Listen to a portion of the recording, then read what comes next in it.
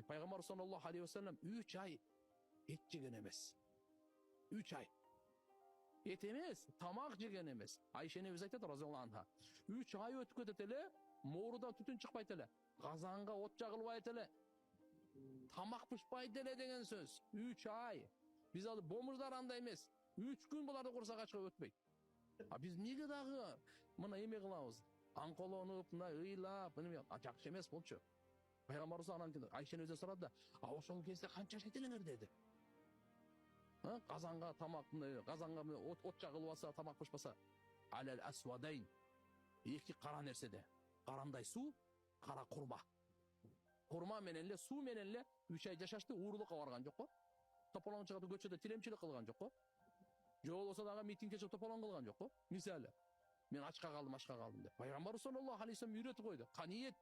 Қаниет улы балулық, улы байлық.